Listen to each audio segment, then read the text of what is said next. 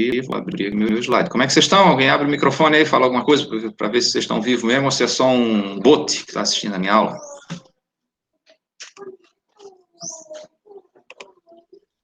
Todo mundo vivo? Ninguém com dengue, chikungunya, corona, nada?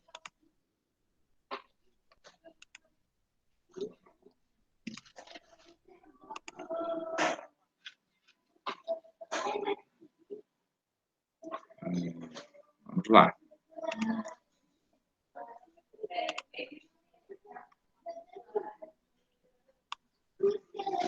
Só ver aqui os... Também estou com sono, também. Eu não estou com sono.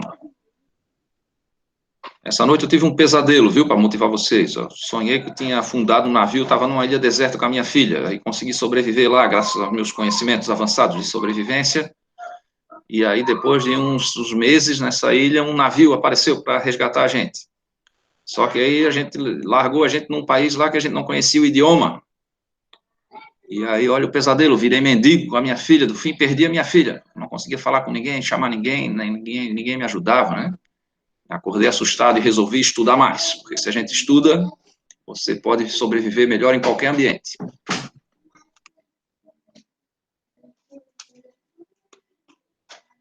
Bora, vamos estudar então. Ó, gente, então, a aula de hoje, a aula síncrona de hoje vai tratar dos temas dessa semana 5. A gente vai começar no primeiro momento aqui com o armazenamento de inflamáveis, depois a identificação de reagentes e a sinalização, as cores, a sinalização de segurança, cores de tubulação. E aí faremos um intervalo gigantesco aí de 15 minutos e no segundo momento a gente vai falar de temas de responsabilidade social, no caso aqui da segurança no lar, no ambiente doméstico, e a segurança no trânsito. Ok, vamos avançar então. De início, então, vamos falar aqui do armazenamento de inflamáveis. O que é um inflamável, né? Todo combustível, ele é inflamável? Não, depende da temperatura de fulgor, como a gente já estudou lá na aula de incêndio, de prevenção de incêndio, depende aqui desse ponto, dessa característica do material. Então, vamos ver isso. Eu vou colocar esse vídeo complementar aqui na descrição da tarefa, ele fala sobre a norma de segurança, NR20, segurança com líquidos combustíveis inflamáveis, e é essa norma que traz essa definição. Então, o que são os combustíveis e o que são os inflamáveis? São materiais líquidos ou gasosos caracterizados pelo ponto de fulgor. Então, o líquido inflamável seria aquele que tem um ponto de fulgor abaixo de 60 graus Celsius. Isso aqui dá uma grande gama de produtos. Por exemplo, aí o óleo diesel, que tem um ponto de fulgor em 40 graus Celsius. A gasolina, que tem um ponto de fulgor de menos 30, não, menos 42, desculpa, menos 42 graus Celsius. Só um pouquinho, gente.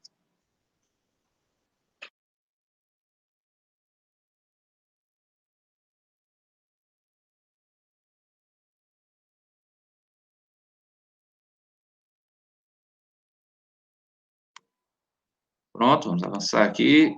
Os líquidos inflamáveis, então tem um ponto de fulgor abaixo de 60 graus Celsius. E... um momento que travou aqui. Pronto. Já vou colocar o formulário de chamada de novo.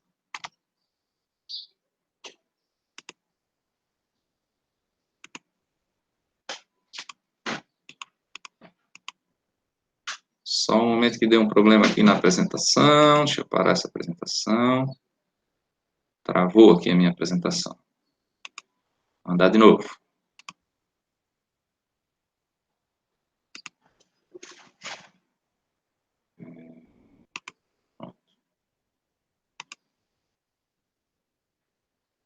Então, vamos lá, com paciência aqui, que a conexão está difícil.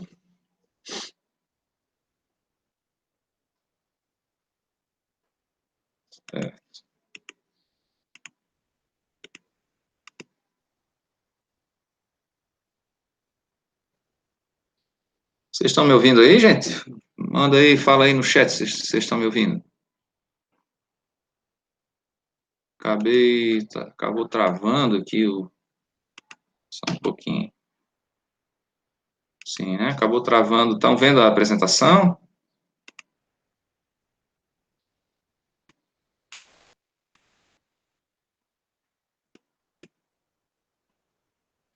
Agora sim, né?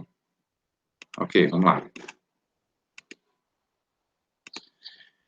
Então, os inflamáveis são aqueles que têm ponto de fulgor abaixo de 60 graus Celsius. Os gases inflamáveis, eles inflamam abaixo de 20 graus Celsius. Caso aí do gás de cozinha, butano, propano, também o gás natural veicular, aí, o metano, e, claro, numa atmosfera de pressão. E os líquidos combustíveis são aqueles que têm o ponto de fulgor entre 60 e 93. Tá? Eles são menos perigosos, mas eles queimam. Então, essa norma vai definir os critérios de segurança, que eu coloquei uns exemplos de ponto de fulgor, ó, do álcool, o etanol aí, o álcool de cozinha, 13 graus Celsius, a gasolina menos 42, e existe ainda o ponto de combustão e o ponto de ignição, que são temperaturas um pouquinho acima. Esse é o equipamento para avaliar ponto de fulgor, eu ponho uma amostra do combustível aqui, e aqueço ele, vou medindo a temperatura nesse termômetro. E aqui eu tenho uma chama piloto. Quando ele der o flash, eu vou medir a temperatura no termômetro, essa é a temperatura de fulgor.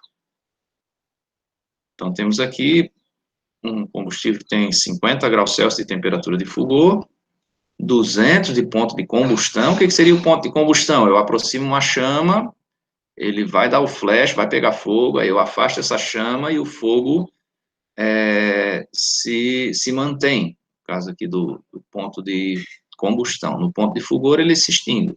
E o ponto de ignição, eu não preciso aproximar a chama piloto. Ele já pega fogo sozinho, só com a temperatura. A gente vai classificar os combustíveis em 3 classes, 3 categorias. A classe 1 são os menos perigosos, é o caso aí dos postos de combustíveis, de serviço de combustível, de lugares de armazenamento de gás inflamável até 2 toneladas, de líquidos inflamáveis até 10 metros cúbicos, de 10 metros cúbicos até 5.000 metros cúbicos. E é o caso, normalmente, aí o caso dos postos de combustível, de abastecimento, né, chama postos de serviços. Classe 2 já é um pouco mais perigoso, vou ter aqui a questão das engarrafadoras de gases e também os locais de armazenamento de combustível com mais de 5.000 metros cúbicos. E o classe 3, aí sim, as refinarias, as unidades de processamento de gás são mais perigosas ainda.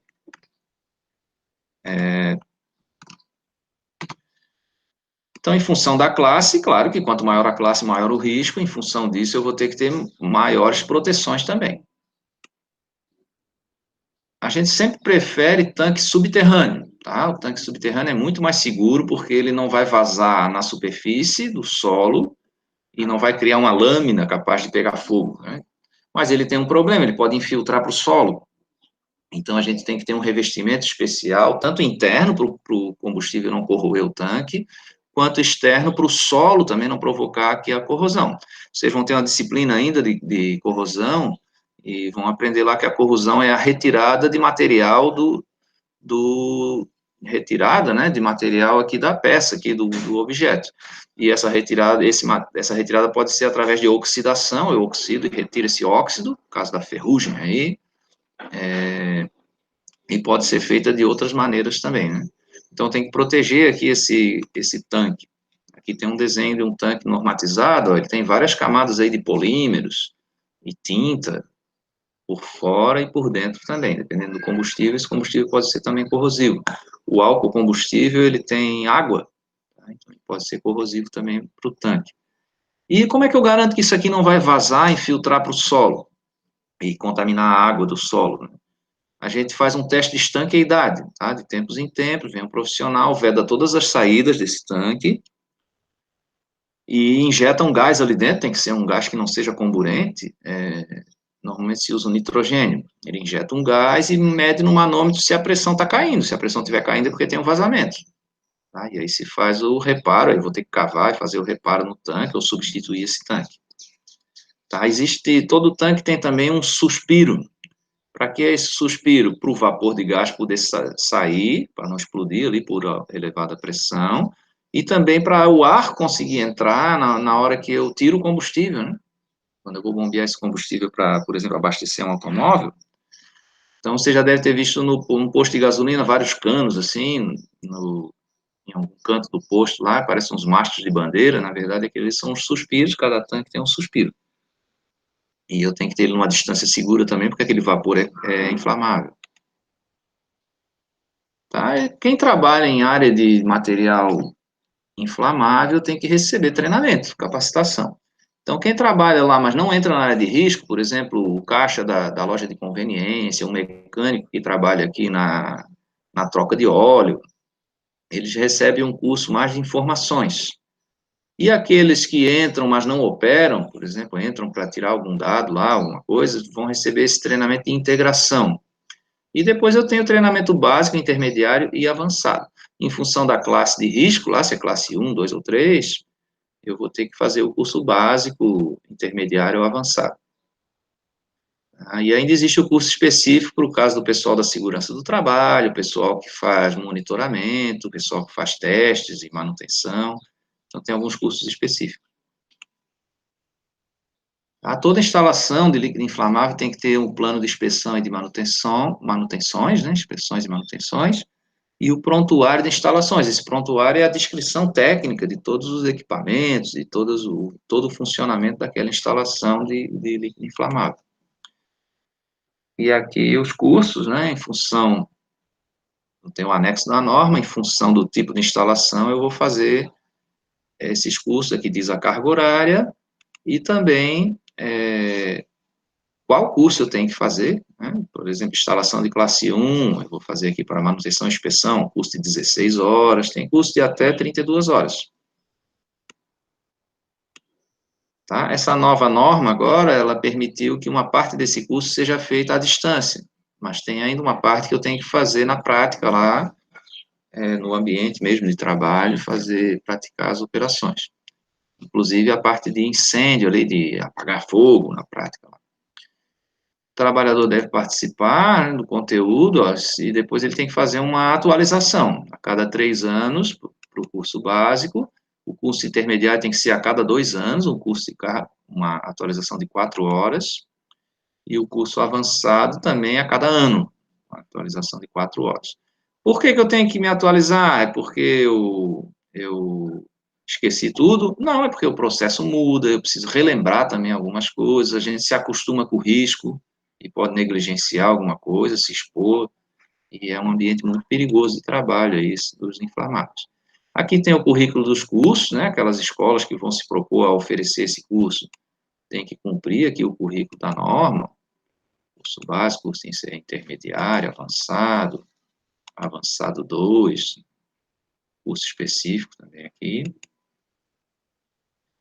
E sobre a manipulação desses líquidos, vocês vão trabalhar com isso, vocês são técnicos de química aí, vão trabalhar com isso talvez numa refinaria, talvez num laboratório, talvez numa distribuição, numa empresa de distribuição de combustíveis, talvez vocês trabalhem fazendo ensaios para garantir a qualidade dos combustíveis. Então, importante é a gente saber como armazenar e como transportar.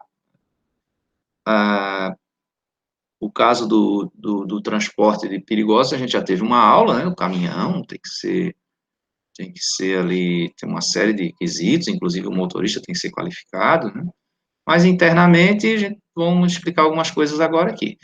Esse tambor, gente, preocupa bastante, porque muita gente quer para fazer churrasqueira, para fazer lixeiro, e aqui eu tenho 2 problemas. O primeiro é um risco de explosão, quando a gente vai abrir esse tambor. Mesmo ele estando vazio, ele está cheio de vapor combustível. Então, quando eu vou abrir, eu posso explodir o latão e morrer, ou matar o meu filho, matar o meu vizinho. Então, tem que tomar aqui um cuidado, né? Quando for cortar um tambor desse, nunca usar corte a quente, maçarico, essas coisas, e sempre encher ele de água. São 200 litros de água que eu vou botar aí dentro para tirar o vapor. Quando a água está entrando, o vapor está saindo. E aí depois eu vou cortar com lâminas, sem fazer faísca. E o segundo cuidado que eu tenho que tomar é porque, mesmo lavando esse latão, ele ainda continua contaminado. Então, se você for usar para alguma coisa alimentar, por exemplo, fazer uma churrasqueira, você pode estar envenenando seus filhos com aquele resíduo do solvente que tinha nesse latão. Tá? Então, cuide com isso aí. E no transporte também, né, como ele é pesado, 200 litros, usar o carrinho de transporte, aqui tem uma trava, vai travar o tambor no carrinho, transportar ele internamente. Para armazenamento interno de embalagens pequenas, a gente usa um armário corta-fogo. Como é esse armário? Ele tem paredes duplas e um revestimento à prova de fogo entre as paredes, ele é de aço. E ele tem um sistema de ventilação também para evitar o acúmulo do vapor ali dentro. Tá? Então, ele tem um sistema de ventilação que deixa o vapor entrar e tem um corta-fogo também para a chama não entrar ali. Não posso deixar acumular vapor aqui dentro porque posso ter uma explosão. E outra coisa que ele tem é uma bandeja de contenção. Se vazar alguma coisa ali dentro, vai ficar dentro do armário. Aqui mostra, essa figura mostra melhor. Lá no fundo eu tenho uma bandeja de contenção que o volume tem que ser, no mínimo, igual ao volume dos recipientes aí. Quando é um tanque exposto, a gente sempre faz uma bandeja, uma bacia de contenção. Nesse caso aqui está sendo preparado para um tanque cilíndrico horizontal, e essa bandeja tem que ter o volume igual ou superior ao volume do tanque. No caso de um vazamento, ele vai reter o combustível aqui. Aí, para embalagens menores, a gente usa esse pallet com uma bacia de contenção. Então, se vazar, vaza para dentro do pallet. Esse pallet permite também que a gente introduza garras aqui, para poder levantar e transportar dentro da empresa. E no caso de tanques estacionários, tanques grandes, a bandeja de contenção, lembrando também que sempre é preferível a gente ter o tanque subterrâneo, mais seguro. Se ele for externo, assim, ele tem que ter uma distância maior entre os tanques e entre as construções. E aí, claro, quem trabalha aí tem que ter toda uma operação, aí, um treinamento para operar ele com segurança. A manipulação dos líquidos também tem que tomar um cuidado aqui, não posso tirar chupando mangueirinha, né? Então, a gente usa aqui uma bomba manual ou elétrica, mas essa bomba tem que ser intrinsecamente segura, ela não pode ter fagulha, porque senão pode explodir o meu líquido combustível inflamável ali. Tá? E, de preferência, a gente faz sempre sobre bandejas de contenção, como esse amigo está fazendo aí. Ok? Então, esse primeiro momento aí de líquidos inflamáveis é essa apresentação. Alguma dúvida? Coloque lá, alguém se manifeste aí no chat.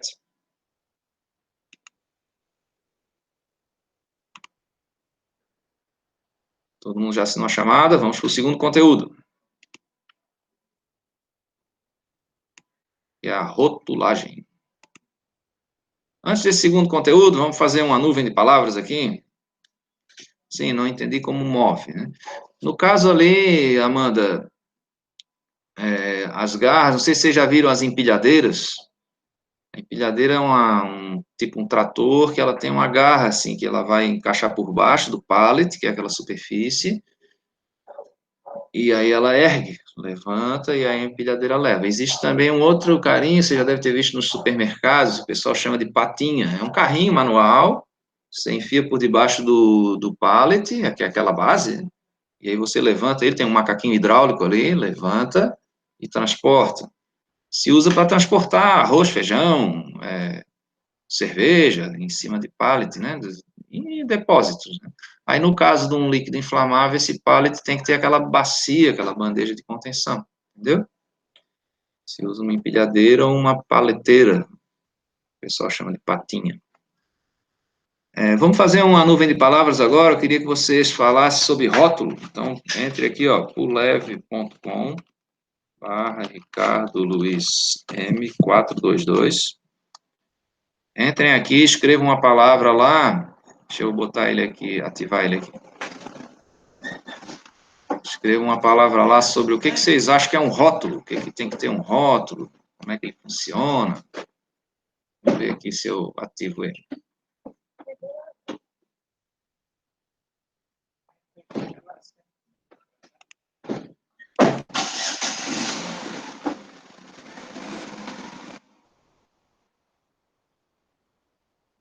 Deixa eu colocar aqui. Então, coloque lá alguma palavra, o que vocês entendem que é um rótulo. Por exemplo, vocês gostariam de serem rotulados como estudantes que não estudam? E informações, aviso, descrição. Deixa eu compartilhar a tela aqui. A gente vê a nuvem que está surgindo, tá?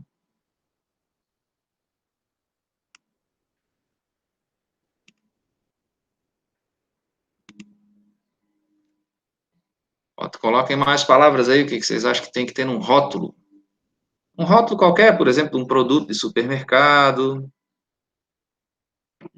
Vocês acham que a camiseta de uma pessoa pode ser um rótulo? Você expressar alguma coisa do que tem ali dentro, por exemplo, fui a Natal e só trouxe essa camisa para o meu amigo. Então, que informações, o que vocês acham que deveria? Alguém colocou ali que tem que ter um padrão. Será que tem que ser padronizado? O que vocês acham? Ou eu posso inventar o meu rótulo do nada, assim? Posso inventar qualquer símbolo, botar qualquer informação que eu acho que tenha que ter? Esquecimento, descrição, informações. Aviso. Ok, então a palavra padrão ali não cresceu muito, mas a aula de hoje vai ser isso. Eu tenho que ter um padrão para produto químico perigoso. Eu tenho que ter um rótulo, que seria um invólucro externo, que tenha, claro, informações, como vocês colocaram aí, e que seja padronizado. Né? Vou usar símbolos, vou usar palavras padronizadas, textos, frases padronizadas. Aí, claro que para cada produto vai ser um pouco diferente, tá? No caso do cuscuz, que vocês colocaram aí, ele também deve ter um rótulo, às vezes vem ensinando como fazer cuscuz. Tem gente que não sabe fazer, né? Tem um modo de preparo para você poder realmente ter uma alimentação saudável aí. Ok, vamos desativar aqui. Vamos parar e voltar para a nossa tela. Voltar para cá. Parar a apresentação e agora sim vamos abrir a nossa aula de rotulagem. Apresentar uma janela.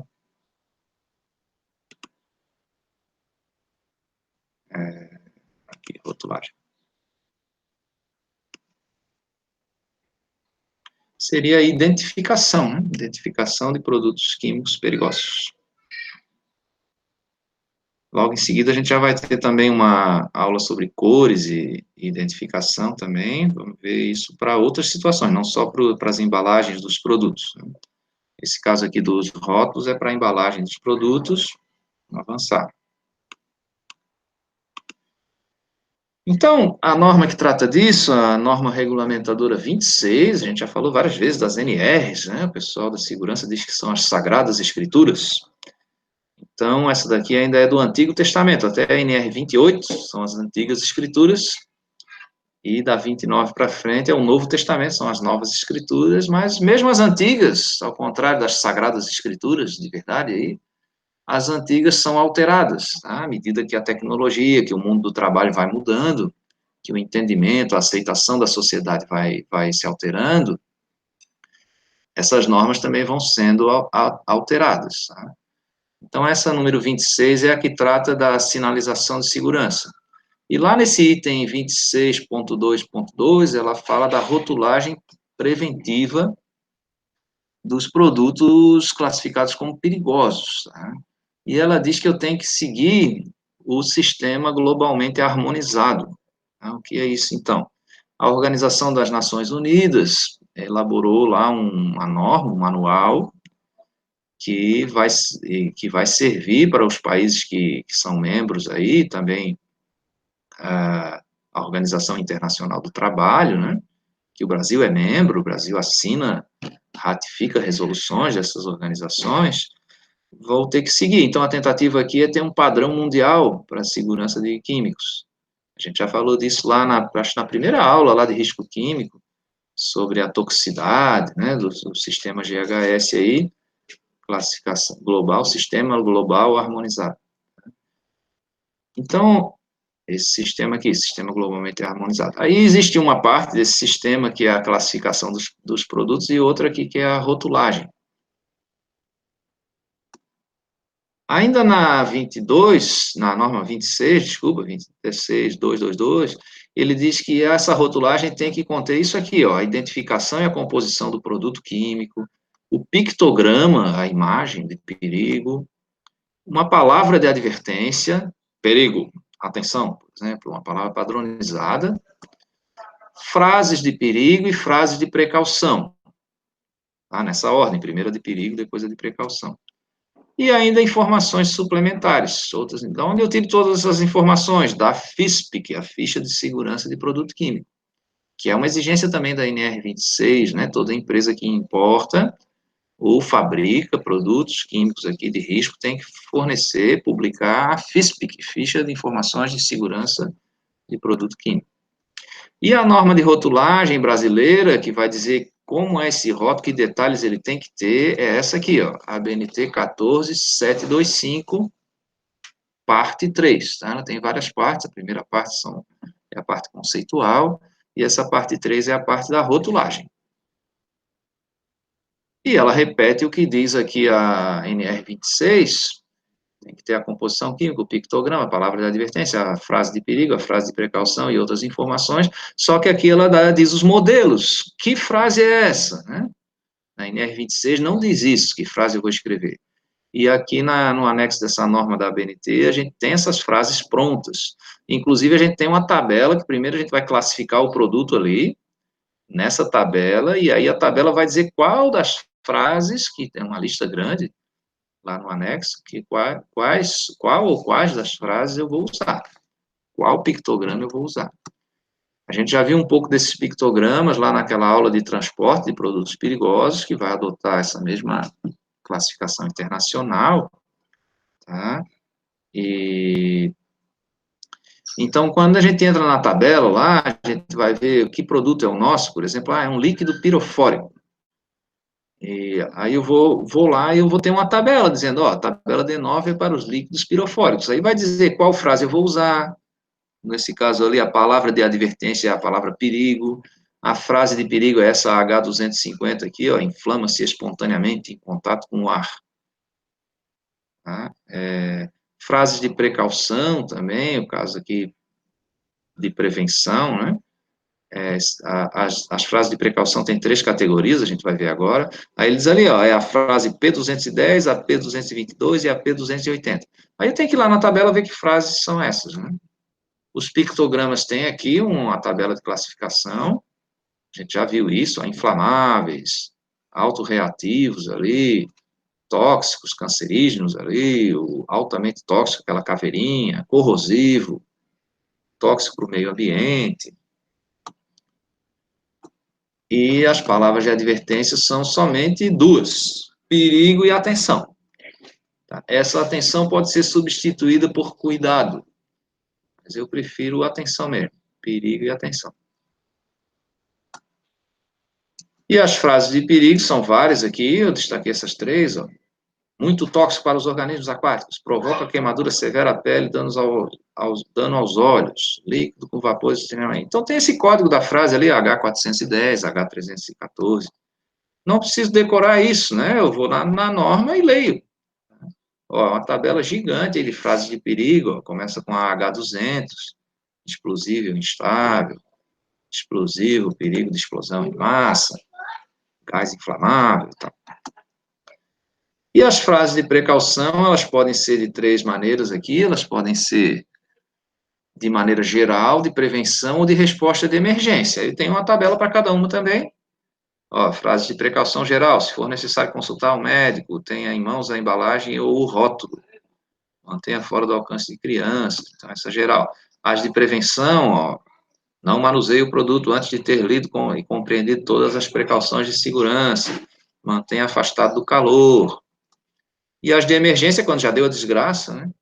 Já engoliu o negócio. Em caso de ingestão, faça tal coisa, né? Em caso de contato com a pele, faça tal coisa. Então, essa é a frase já de reativa, né? De emergência aqui. E aqui o exemplo da norma do rótulo de um produto, aí, de um frasco, onde que vai conter isso, uma bombona, um frasco que vai conter esse líquido, às vezes é sólido também, tá? Esse produto tóxico, esse produto perigoso. Então, lá em cima, o nome comercial do produto e o nome técnico também, a composição química, né? CH4, SO2H4, composição química, e ali a indicação do que produto é, o nome de telefone de emergência, identificação da empresa, e as frases, né? Eu peguei uns prontos aqui na internet, para a gente ver isso. Então, esse primeiro aqui, ó, palavra de perigo lá, e a palavra de advertência lá em cima, perigo, a frase de perigo aqui à esquerda, e aqui no lado direito, aqui as frases de precaução. Da onde eu tiro isso? Das tabelas da norma da ABNT. Lá em cima, a identificação do produto e a composição química, tá? Se esse produto tiver um nome comercial, que às vezes esse nome não tem nada a ver com o produto em si, é só um nome tipo Ajax, veja multiuso, né? Turbolax, desinfetante, não sei o quê. E aí a gente tem que botar também o nome técnico. E ali a composição. Tá?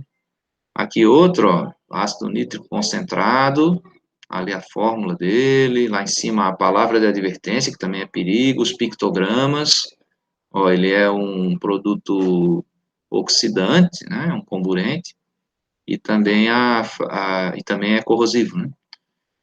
E aqui as frases de precaução e de perigo.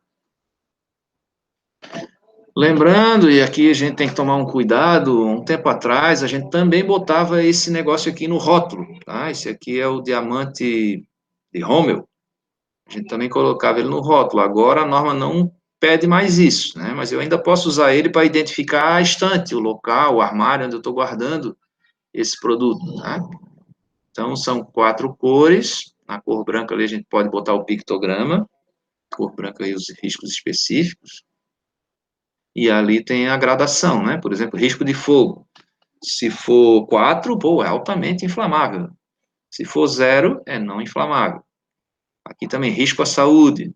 Se for 4, é mortal. Se for 0, ele não causa risco à saúde. E a reatividade é a capacidade de reagir de maneira indesejada. Então, se for 4, ele pode detonar, pode ser um explosivo. Se for 0, seria estável. Então, esse é o diamante de Rommel, posso estar usando para identificar a estante, para aquela categoria de coisas que a gente vai estar armazenando lá, identificando um ambiente, uma sala, também um armário. Tá? Então, de rotulagem é isso, NR26. Vamos para outra. Daqui a pouquinho, temos 10 minutos para fazer um intervalo. Só um momento. Agora, vamos falar da sinalização de segurança. Vou ver se está tudo certo aqui. Tá, vou compartilhar. Alguma dúvida aí? Falem aí no chat. Vamos interagir um pouquinho. Na sala de aula, vocês são muito mais faladores. Aí, oi, o Lucas já deu um oi. Muito bem, pode falar um pouquinho aí no chat. Depois a gente para a gravação, vocês podem falar também no áudio aí no... Pode falar no áudio aqui também. Depois vocês podem falar no intervalo e bater um papinho também, que é importante. Ok, então vamos falar sobre a sinalização de segurança, o uso das cores, a identificação de segurança, tá? Isso é importante e a gente vai começar pelas cores para vocês entenderem a lógica desses sinais aí de segurança, tá? Então, em que eu posso aplicar? Eu posso aplicar num lacre, por exemplo, aquela etiqueta do eletricista, quando eu travo lá um disjuntor, eu boto lá a etiqueta, não opere, né? Eletricista na rede. Pode ser para lacrar uma embalagem também, né? Não abra sem tal coisa, né? Posso usar também como informação, vou botar lá um quadro de informações sobre procedimentos, sobre o uso do EPI, sobre o acesso, a restrição de acesso. Também para alerta de perigo, Quer dizer, área controlada, atenção, inflamável, não fume. Também a demarcação do piso, caso do layout, a demarcação através de faixas e cores, né, a gente já vai ver que cores são essas. E pode ser também de restritivo, né, para eu poder liberar um acesso, por exemplo, ó, quem tem o capacete azul pode entrar, quem não tem, não entra. Quem tem o broche pode ligar lá a empilhadeira, quem não tem, não pode ligar. Quem tem tal credencial pode pegar determinada ferramenta, quem não tem, não pode. Pode ser no próprio fardamento da pessoa, ou alguma credencial que a gente use, no crachá, por exemplo, né? E para fazer aí operações, né? Nas obras de construção civil, a gente regula o acesso pela cor do capacete. O visitante normalmente é um capacete amarelo, para chamar bem a atenção que aquele cara é um estranho no ninho. Também a rotulagem, que a gente acabou de ver, a identificação de pessoas também, de ambientes distantes, aquela coisa ali do diagrama diamante de Rommel, né? O identificar um ambiente, uma prateleira, um recipiente maior, um armário, né? Então, identificar setores, identificar rotas de fuga, e também para o transporte de produtos perigosos, que a gente já teve aula, aquela coisa do losango, com aquele pictograma, aquelas cores padronizadas lá. Então, lembrar aqui, a gente já viu isso na aula de ergonomia, mas relembrar que o nosso olho, ele tem uma limitação de campo visual, a gente vai enxergar lá embaixo na retina, né, o cristalino ali vai projetar a imagem na retina, e a retina vai converter essa luz em eletricidade, e eu tenho um campo visual limitado, não sou que nem mosca, que enxerga 180 graus, né? A gente tem um campo de visão.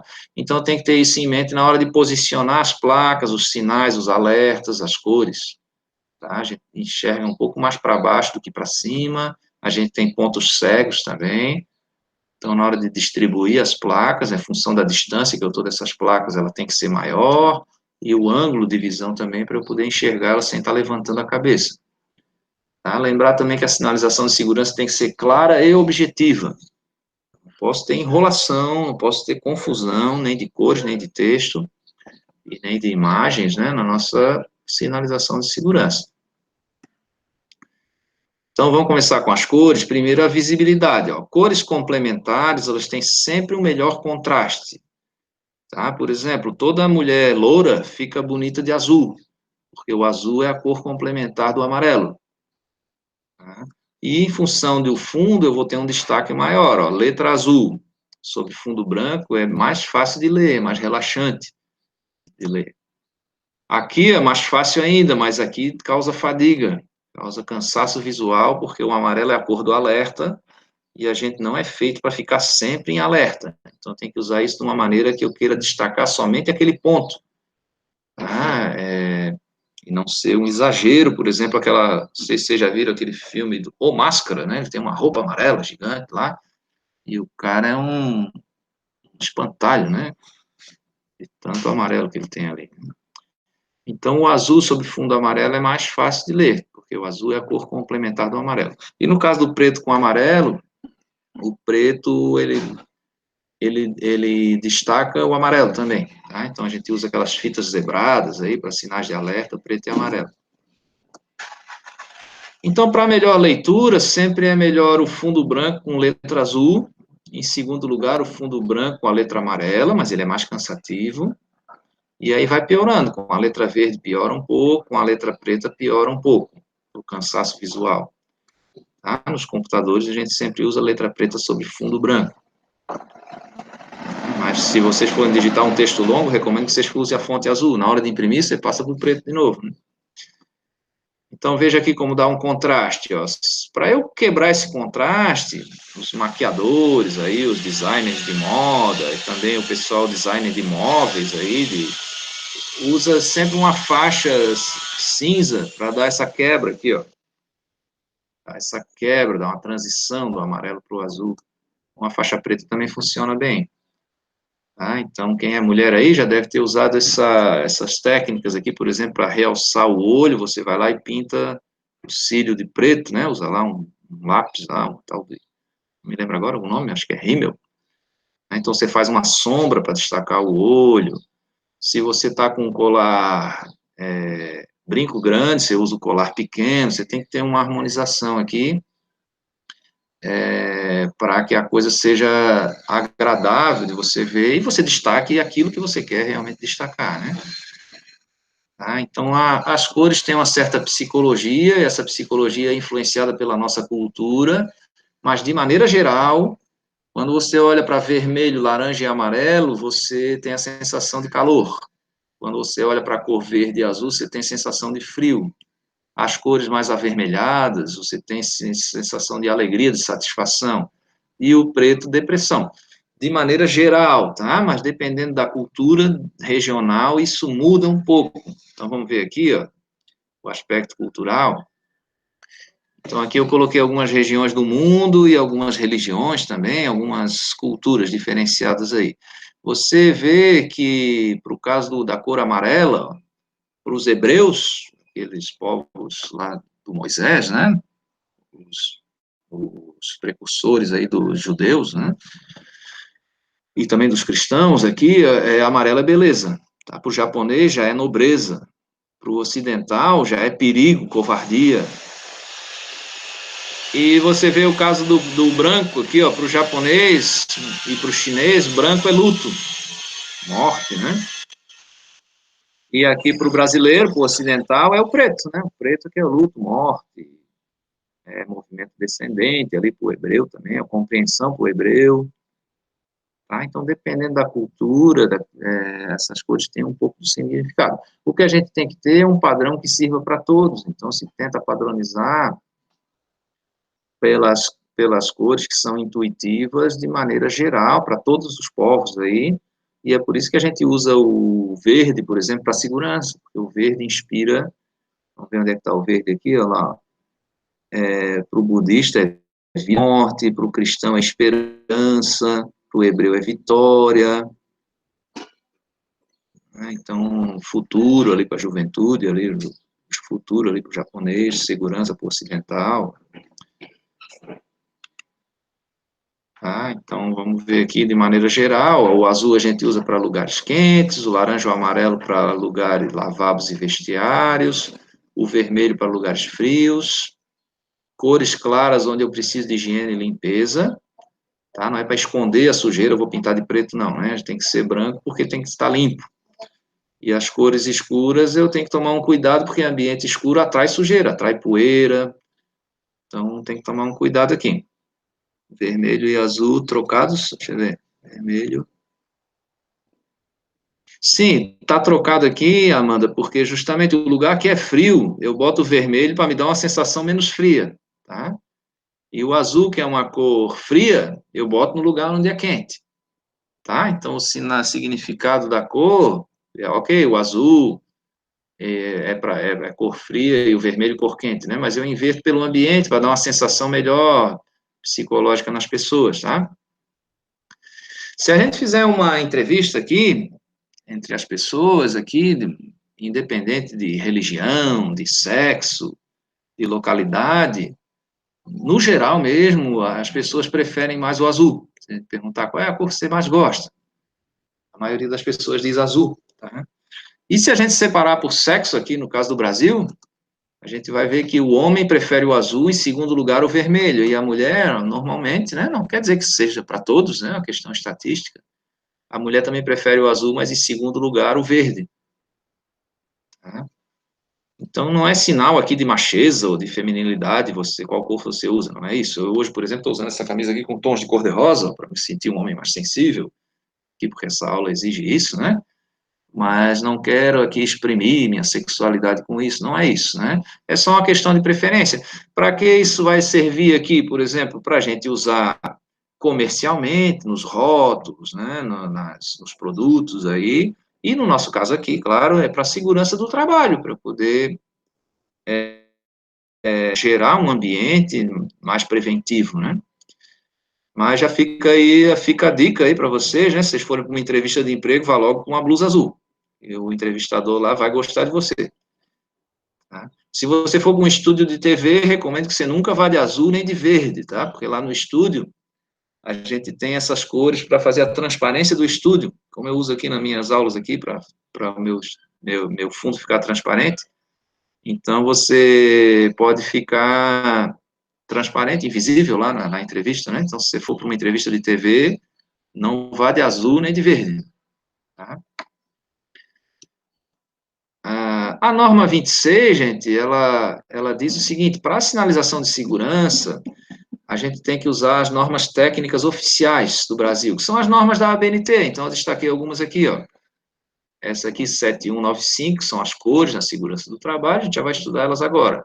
A 6493 são as cores das intubulações, dependendo da cor, ela já diz o que tem dentro daquele tubo. 7500 é o transporte terrestre, a gente já estudou, sinalização, né? Essa aqui é a de incêndio, e essa aqui que a gente acabou de estudar também na aula de rotulagem ali dos químicos, NBR 14725. Então, nós não vamos falar agora dessa sinalização de transporte terrestre, nem dessa de química, a gente já falou nas outras aulas, nós vamos explorar as outras. Então, essa aqui das cores, ó. O uso de cores não dispensa as outras medidas de segurança, tá? Não adianta dizer assim, cuidado, piso escorregadio, e aí a pessoa escorrega, né? Então, além de sinalizar, eu tenho que ter também as outras medidas de segurança. E eu não posso exagerar nessas cores, porque pode causar distração, fadiga visual e confusão mental aqui. Tá? Então, não posso ter exagero no uso de cores. Então, o vermelho vai servir aqui para incêndio, alarmes, hidrantes, tubulação de incêndio, bombas de incêndio. O vermelho a gente também usa para proibição, para botões de emergência, onde você vai parar, bater nele, ele vai parar. Tá? Extintores e a localização, indicação dos extintores. Né? O amarelo é o alerta, tá? Quando a pessoa está deprimida aí, que ninguém presta atenção nela, o que ela faz? Bota uma roupa amarela, pinta o cabelo de amarelo, logo ela se destaca, tá? O amarelo é a cor do alerta, você bate o olho ali já acha a pessoa na multidão, né? A pessoa que está amarela. Então, partes baixas de escadas, corrimões ali, parapetos, piso que apresentam risco, espelho em degrau de escada. A gente usa também o amarelo mesclado com o preto para poder delimitar áreas de risco, equipamentos motorizados de transporte. O branco aqui, ó, para passarelas e corredores de circulação, a gente usa faixas, né, para sinalizar. Mas não seria o amarelo, professor? Agora você tem que se lembrar do trânsito, né? Quando você vê um lugar que precisa de alerta, por exemplo, lugar onde é proibido estacionar, onde é proibido ultrapassar, a faixa é amarela. No lugar onde é só para delimitação, a franca, inclusive a faixa de segurança, tá? Do trânsito. E as faixas de delimitação ali da pista também em branco, tá? Não era melhor fazer tudo amarelo, professor? Porque o cara vai ficar sempre alerta? Não, ninguém, quem fica sempre alerta é só escoteiro, tá? Eu ficar sempre alerta me causa fadiga. E isso pode me gerar acidente também, pode gerar ali eu posso negligenciar o risco porque eu entrei em fadiga. Então, se usa o branco, tá? Direção de circulação, aquelas setas que a gente usa no piso, localização de coletores de resíduos, localização de bebedouros, branco.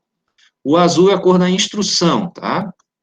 Bandeiras de advertência, canalizações de ar comprimido também. Depois a gente vai ver a outra norma de canalização, vai ver essas cores para os tubos, né? Prevenção contra movimento acidental, avisos colocados nas máquinas, nos pontos de arranque, né? As instruções, o azul é a cor da instrução. O verde é a cor da segurança, tá? Canalizações de água, caixa de socorro de urgência, chuveiros de segurança, maca, fontes e lavadores de óleos, caixa contendo EPI, emblemas de segurança, tá? Se lembra aí da Floresta do Paraíso, né? O Paraíso a gente sempre imagina um grande gramado, negócio verde. O laranja aqui é a mistura do proibido com o alerta, tá? O vermelho com o amarelo, tá? Então, com a canalização de ácidos, partes móveis de máquinas, parte interna de guardas removíveis de máquinas, faces internas de caixas protetoras, e os equipamentos de salvamento aquático, para eu conseguir enxergar a pessoa no mar. Ó, partes móveis, a parte interna aqui de quadro elétrico também. A eletricidade usa o cinza, mas nessa parte onde eu quero colocar um alerta, a gente usa o laranja, por exemplo. Eu saber que aquele painel está aberto, ele não deveria estar aberto. E os eletrodutos, a parte elétrica, a gente pinta de cinza. Mas existem várias outras cores, o preto, o púrpura, aqui para radiação ionizante, o lilás para tubulações de álcalis, né, e as bases fortes.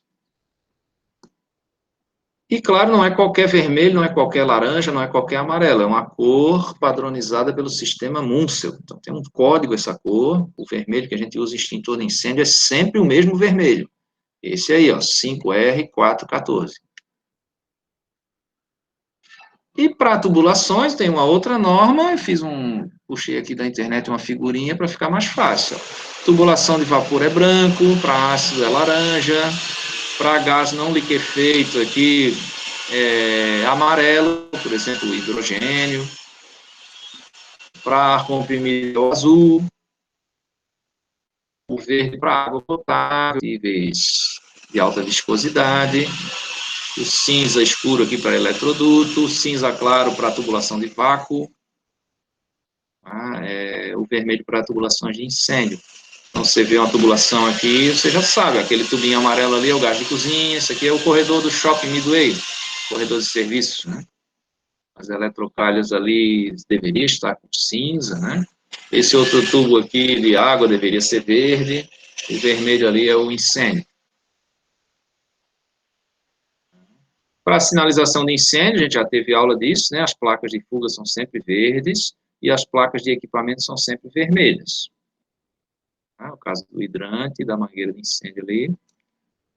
E ainda existem alguns padrões, por exemplo, no espaço confinado, que a gente já estudou também, a placa padronizada é essa aí na NR33. Normalmente, gente, ó, veja o que vocês prefeririam, essa placa ou essa? Já vamos fazer um intervalo, só um minuto, estou terminando. Sempre a gente prefere que a cor mais escura delimite a clara, tá? Então, essa placa é melhor do que essa. Ó, essa placa é melhor do que essa. Sempre o escuro, nas trevas, procure a luz. Sempre o escuro delimitando o claro. Tá? E as cores, né, para segurança, uma frase, uma palavra de efeito, e a frase aqui embaixo, com pictograma, ó. Nem toda placa de segurança é verde, né? Então, quando é um alerta, vai ser vermelho com preto, quando é simplesmente de instrução, azul. Tá? Pode ter um pictograma. E aí a gente trabalha com essas cores ali da norma. Ok? Vamos para o intervalo aí, 15 minutinhos. Depois a gente faz mais perguntas. Valeu. Até já.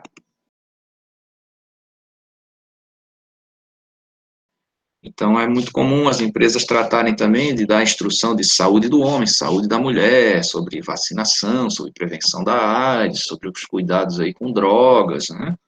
E também a aula de hoje, esses dois conteúdos da aula de hoje, que seria a segurança no lar e a segurança no trânsito. Tá? Então, deixa eu compartilhar aqui esse slide. Só um momento. Segurança no lar, primeiro. Segurança. Só um momento. Aqui. E deixa eu voltar para o início. São só 35 slides. Vai ser rápido e indolor. Aqui. Estão vendo aí? Vamos lá. Permitir a visualização da minha tela. Agora vai aparecer para vocês. Então, nesse momento agora que você também está trabalhando em casa, no caso aí do estudante, você está estudando em casa também, tem que também tomar os cuidados, né? E a gente já viu em ergonomia as questões de conforto, mas agora as questões de prevenção de acidente. Então, vamos lá. Todo mundo já assinou a lista de chamada? Tá aí a lista de chamada de novo, no chat.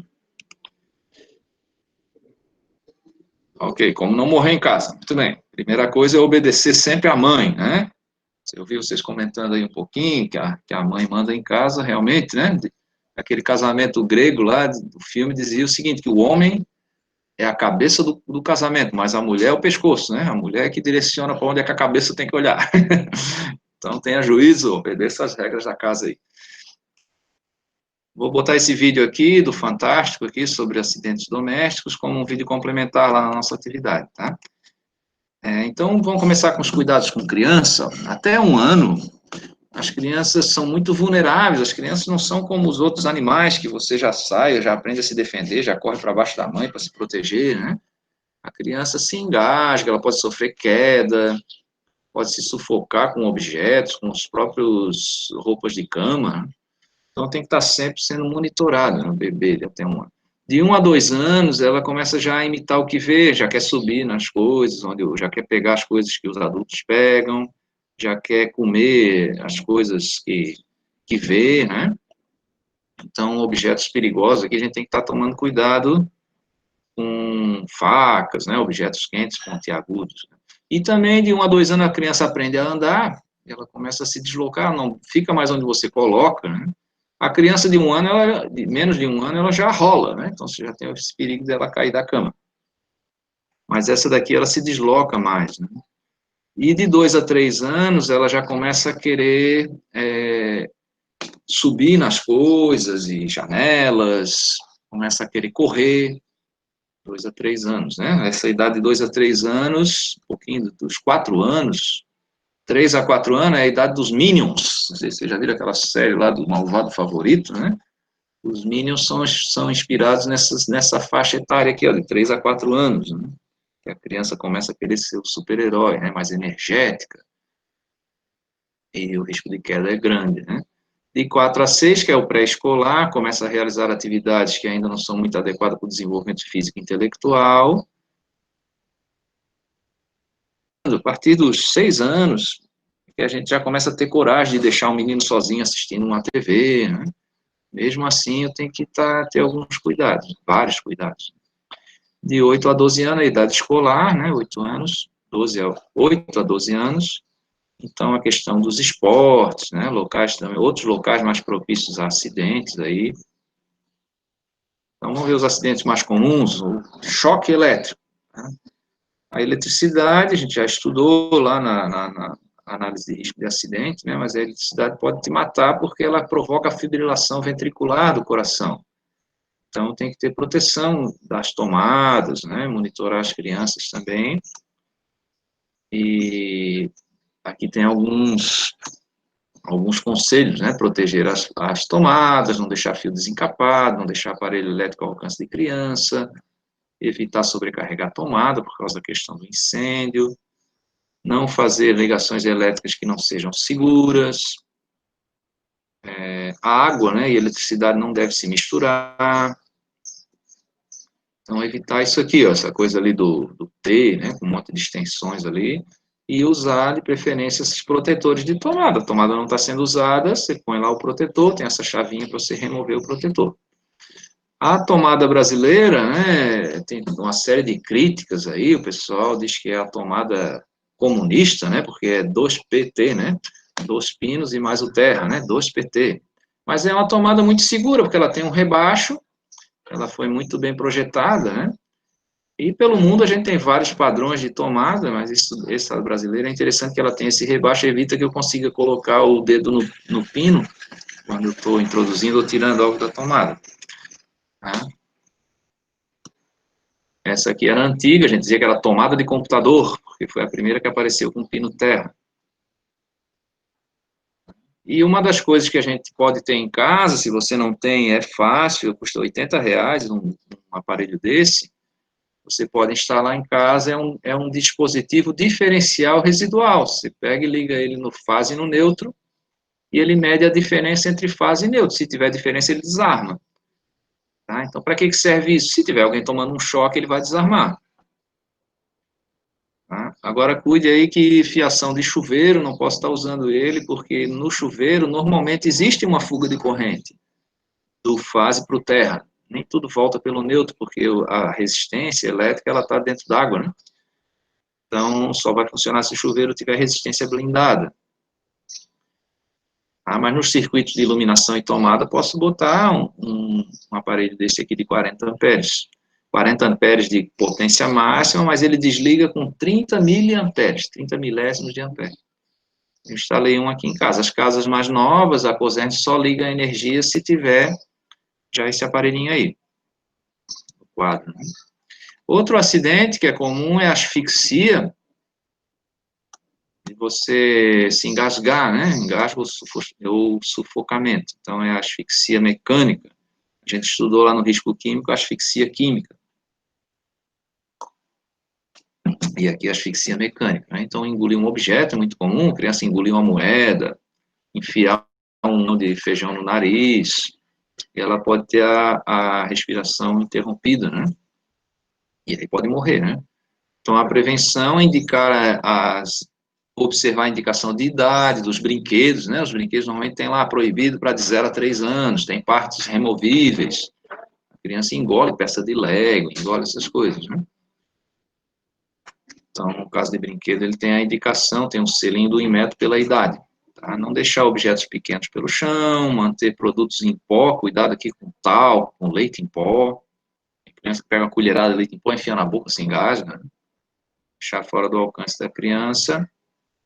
E para os bebês, não deixar o bebê deve dormir sozinho, tá? Em berço apropriado contra a queda. No berço não tem que ter nada solto, não tem que ter bichinho, boneco, roupa de cama, não, tá? Por que o bebê tem que dormir sozinho? Não era mais seguro ele dormir com a mãe? Não é seguro porque o pai e a mãe podem rolar por cima da criança e sufocar a criança, tá? Então ele deve dormir sozinho. E os brinquedos devem ter esse certificado do Inmetro, né? Outro acidente comum doméstico aí é a queda. Então, você tropeçar no cachorro, tropeçar no tapete, principalmente em casa com idoso, a gente deve evitar tapete, evitar mesinha baixa, né, para evitar esses escorregões e tropeços, tá?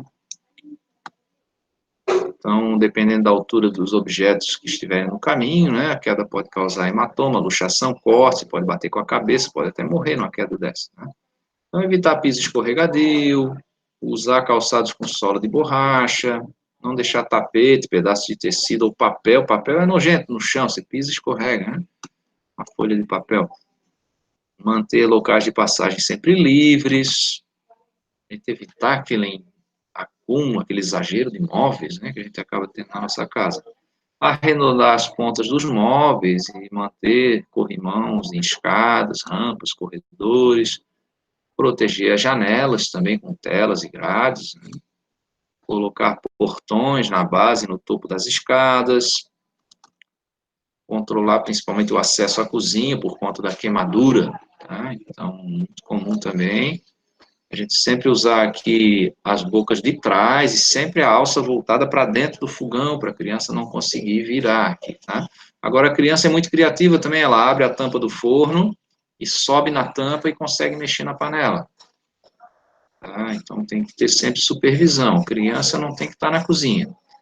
Tá? Além do fogo, essas queimaduras podem ser por objetos quentes, por exemplo, ferro de passar roupa, né? Eletricidade também, e algumas substâncias químicas corrosivas, aí, a soda cáustica, por exemplo, que às vezes a gente tem na cozinha para desentupir a pia, né? Então, não deixar a panela com o cabo para fora do fogão. Quando houver criança em casa, travar a porta de fornos, né? A gente trava também gavetas. Ferro de passar roupa, é muito comum o acidente, né, de queimadura de ferro de passar roupa. Temperatura de água do chuveiro, também quando for dar banho em bebê, a gente sempre experimenta a temperatura com as costas da mão, para ver se a temperatura não vai pelar a criança ali, queimar ela, né? E cuidado aí com líquidos combustíveis, o álcool de cozinha provoca muito acidente, sabe? Principalmente aquele no recipiente de plástico, quando ele pega fogo, o recipiente encolhe, ele vira um lança-chamas, joga mais de 1 metro de distância o fogo. É muito perigoso, né? Na hora do churrasquinho, do fim de semana, a pessoa querer jogar álcool no churrasco, explodir a garrafa com criança por perto, né? Aqui, o pequeno cientista, né? Então, eu tenho cuidado ali com onde guardar os meus produtos de limpeza, para não estar ao alcance da criança. Perigoso aqui, a criança pode ingerir, beber ali o produto, jogar no olho, e também se queimar aqui com... Então, é sempre bom ter um armário para a gente colocar isso fora do alcance da criança, de preferência um armário com chave, para a criança não ter acesso. Então, reação em órgãos aí e tal, né? Queimadura de olhos, queimadura da pele. Então, a gente não deve, se beber ou se tomou, leva com a embalagem, leva para um posto de saúde, tá? Não provoque o vômito, não tente dar leite para neutralizar o veneno, isso não funciona, leve logo para o hospital. Tá? Lá no hospital, a gente pode fazer uma lavagem gástrica, usar carvão ativo, usar alguma coisa para neutralizar e tratar a criança, tá? Sempre as orientações do fabricante têm que ser consideradas. A gente não deve usar garrafa de refrigerante para armazenar outras coisas. Aconteceu comigo quando era criança, cheguei correndo em casa, todo suado, cansado, abri a geladeira, tinha um copo lá com um negócio dentro. Tomei o copo, sabe o que era? Clara de ovo. Tá? Então, a gente não deve usar uma embalagem que não seja apropriada para aquele produto, tá? Infelizmente, não me envenenei, mas foi gosmento demais ali, engoli clara de ovo cru, né? No caso do medicamento, né, a gente nunca deve se referir ao medicamento como um doce gostoso. Sempre medicamento tem gosto ruim, que é para a criança não querer tomar mesmo, né? Senão ela pode se intoxicar. Também não descartar medicamentos no lixo comum. A torneira do gás, ali, a válvula do gás, a gente mantém fechada durante a noite. Outro acidente comum, afogamento, né, na praia. Eu estava vendo ontem aqui na Record News, né, uma reportagem de uma mãe que o filho sumiu, né, ela virou as costas, o menino desapareceu no mar, né. Então, o cuidado, dizem que criança cega realmente é uma fração de segundo, né. Aqui está um menino correndo atrás da bola, né. Teve um amigo meu que foi dar bola para uma moça lá e a menina engravidou, né? Então, daí vem essa história, né? Atrás de uma bola sempre vem uma criança, né? Então, cuidado aqui com o acidente. E, nesse caso aqui, monitorar o filho, né? Ensinar logo a nadar e usar tela de proteção na piscina quando não estiver sendo usada.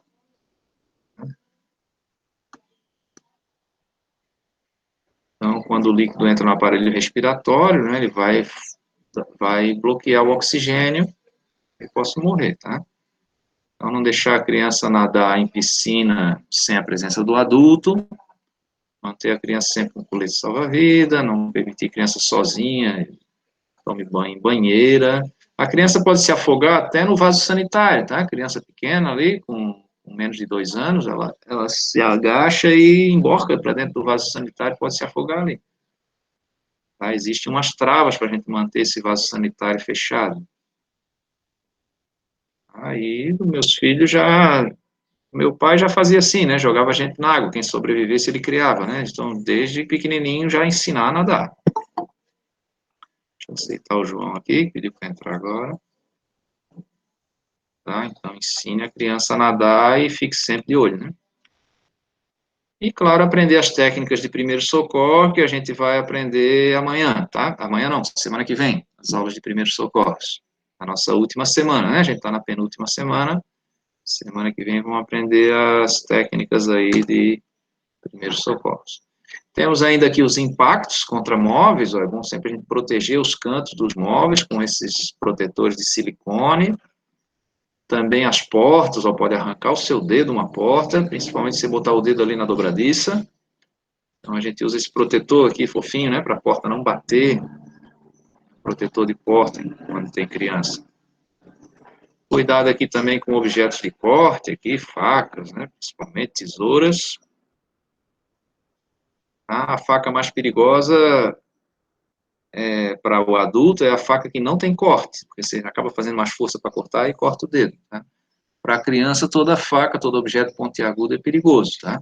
Inclusive um tal de canudinho, que agora inventaram, por causa do meio ambiente, inventaram um canudo de aço inox, super perigoso para a criança enfiar aquilo no olho, tá?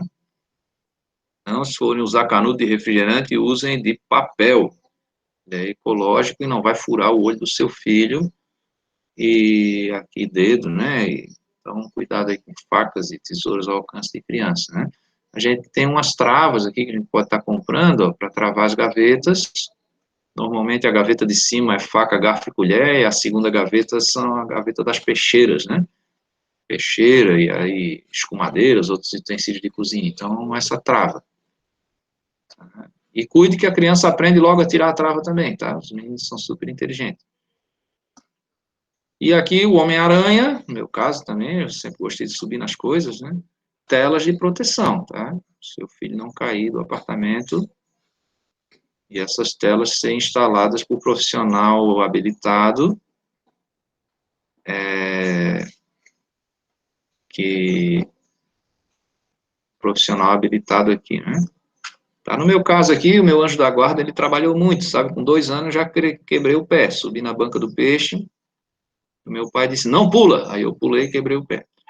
Depois quebrei um braço, quebrei o outro braço, andava sempre ralado, minhas irmãs diziam que eu tinha que crescer logo o pelo das pernas para esconder as cicatrizes, né? Tinha o apelido de Zé Cicatriz. E, então, cuide aí, né? Como meus filhos têm a minha genética, eles também têm esses impulsos aventureiros aí, mas eu prefiro ensinar eles a se proteger, não se machucando, né? Meu anjo da guarda, acho que se aposentou cedo, teve um substituto, né? Ainda bem que eu entrei para a área de segurança do trabalho para poder sobreviver na vida adulta, me ajudou bastante.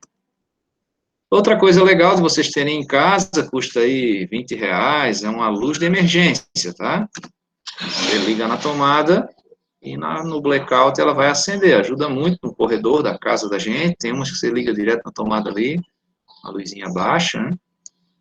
E se lembre de a cada 3 meses você tirar ela da tomada para ela descarregar a bateria, e aí você liga de novo, né? A bateria vai durar mais tempo, sabe? Ela tem que descarregar de vez em quando. As lâmpadazinhas de LED, aí tem umas baratinhas aí de várias marcas aí, made in China, né? Feito na China aí, e é um utensílio importante aqui. Tá? Ok, gente, 10h30, vamos jogar um Kahoot. Terminamos o conteúdo aqui. Alguma pergunta? Antes da guarda do Ricardo se demitiu, está escrito aqui no chat. Muito bem. Hoje em dia ele me ajuda a cuidar de vocês também, o anjo da guarda. Não se demitiu, não, está comigo. Vamos fazer um Kahoot? Deixa eu achar um Kahoot aqui para vocês. Só um momento. Kahoot. Acho que eu tenho um de acidente doméstico. Vamos ver aqui. Só um momento.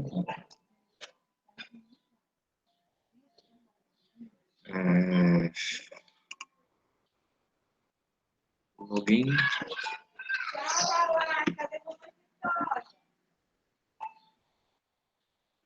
Um despertador tocando aqui, eu não sei onde. Acho que não é o meu, não.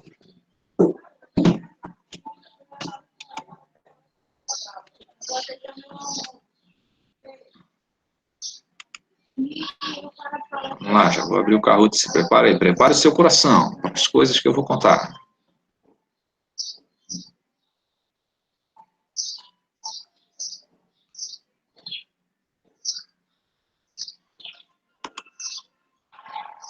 Pronto. Deixa eu ver os meus Kahoots aqui. John Biden, nossa, apareceu uma notícia aqui. O homem mais velho do mundo está ganhando a eleição. Será que o presidente do mundo vai ser um Matusalém? Radiação, sistemas preventivos, CIPA, acidente. Espera aí que eu vou achar um bem legal aqui. Radiocomunicação. Vamos fazer esse de simbologia de incêndio. Vou mandar para vocês.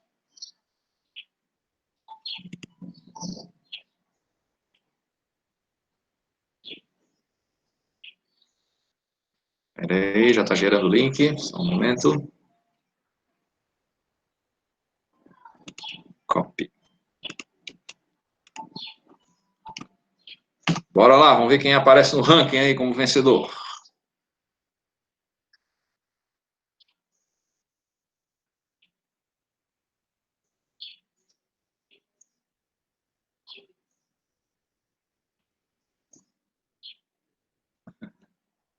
Deus não vai ajudar vocês, não. Deus está cuidando dos coitadinhos. Vocês são tudo inteligente, bem preparado aí, vão se virar sozinhos. Deus não está com tempo para vocês, não. Deixa eu ver se eu jogo com vocês. Vamos ver.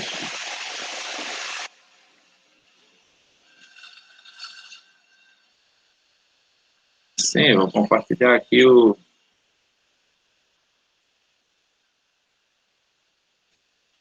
Compartilhar minha tela para gravar o jogo aqui, só um pouquinho. Janela.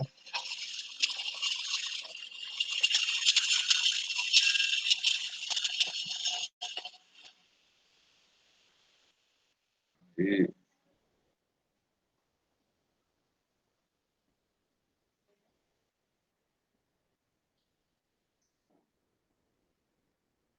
Vamos ver, não tem ninguém jogando ainda, pô. Vamos entrar lá no Kahoot.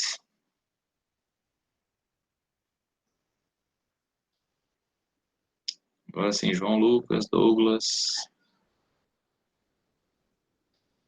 Coronavírus, tá ali. Tem várias pessoas já do ranking antigo.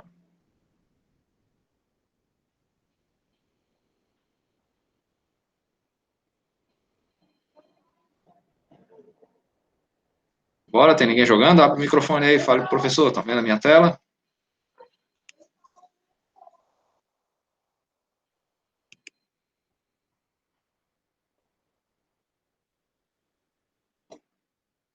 Cadê o chat de vocês? Sou muito ruim nesse jogo.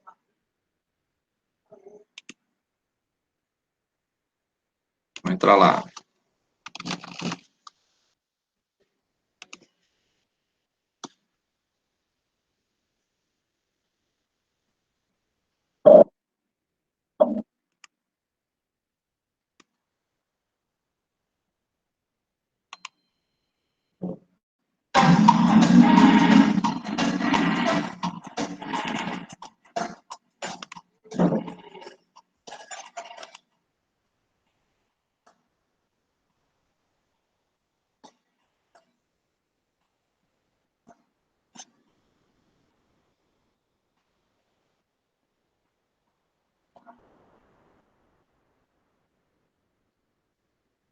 Ah, acabou o tempo, eu não fiz nada. Yasmin, Saul. Vou jogar aqui. O que significa este símbolo? Isso é um extintor ABC. Errei. Extintor ABC é quadrado, esqueci. Duda, Lucas, está na frente. Vamos ver esse símbolo agora. Esse é o extintor de pó. E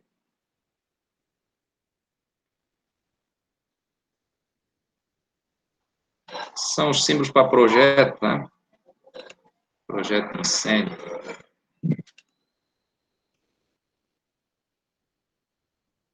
Este outro símbolo.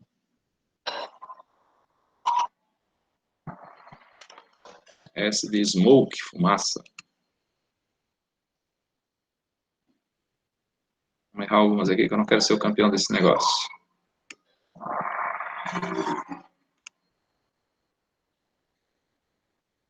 Ó, tô em primeiro, não vale.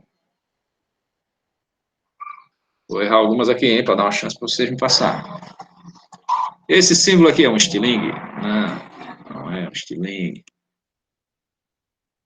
Aí, Carizen, passou.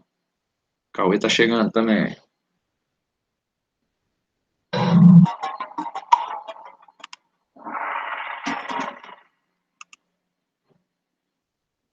Ó, já fiquei lá em quarto lugar.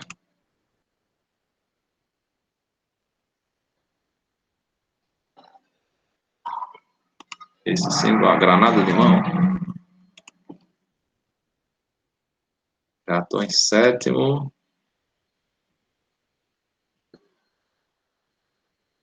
Coronavírus, está ali. Extintor masculino. Coronavírus está em terceiro. Quem é, hein?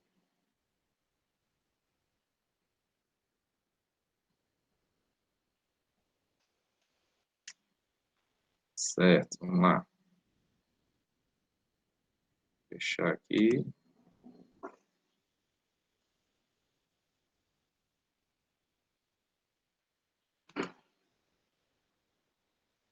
Deixa eu ver se dá para... Cauê, Saul, né? Isso. Carizen, Cauê e Saul. Bem, deixa eu voltar para a reunião.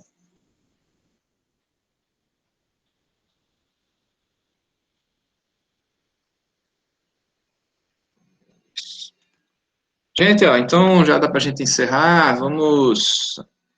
Hoje à tarde tem o CA, tá? Quem tiver encalhado aí com algum problema aí com alguma tarefa, venha no CA para a gente tirar as dúvidas, tá?